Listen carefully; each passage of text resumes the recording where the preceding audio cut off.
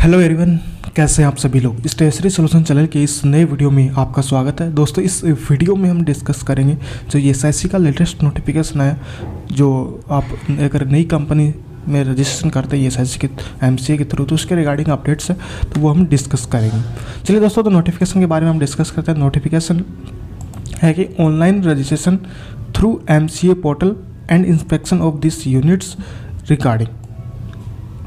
तो इसमें जो अगर आप जब नई कंपनी स्टार्ट करते हैं एमसीए के थ्रू अगर आप रजिस्ट्रेशन करते हैं, तो इसमें कुछ इंस्पेक्शन के रिगार्डिंग कुछ प्रॉब्लम्स आ रही है। तो उसके बारे में बताया गया कि it has been brought to the notice from various regionals office and sub regional office that the inspection of unit which have been registered through MCA portal with 0 number of employees are being generated through Shram Suvidha portal, and the SSO after checking the record are reporting that such units are not coverable as the provision of the act. In addition to the SROs are finding difficulty to take defaulter action against the difficulty and unit has been prescribed limit.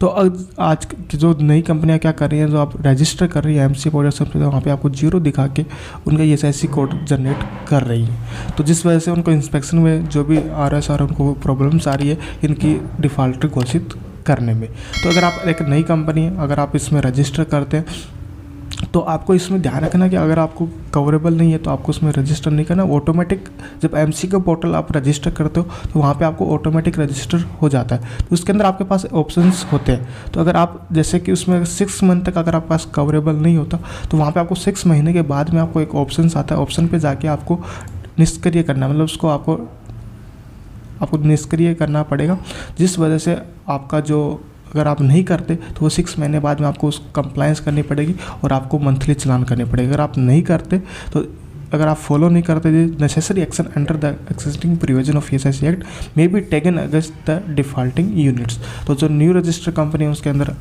Inspection होगा और आपको defaulting unit घोषित कर दिया जाएगा। तो जो new company register वो ध्यान रखें। तो इसमें जो ऑप्शन है वो आपको ऐसा दिखाएगा। जब अपना लॉगिन करेंगे तो इसमें देखो, the screen which appear at time to entire login employer will be have to tick the appropriate options.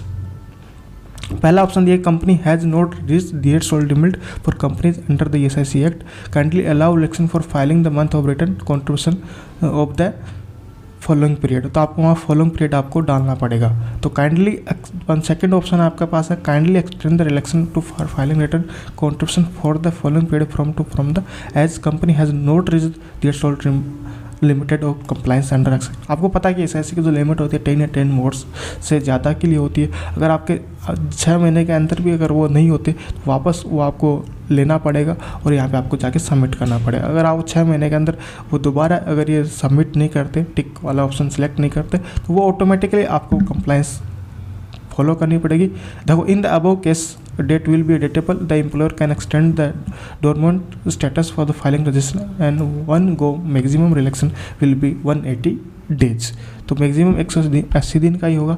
100 दिन के बाद ऑटोमेटिक हो जाएगा। अगर नहीं करते तो आपको नॉन कंप्लायंस में आ जाओगे। तो जितनी भी नई कंपनियां वो ध्यान रखें।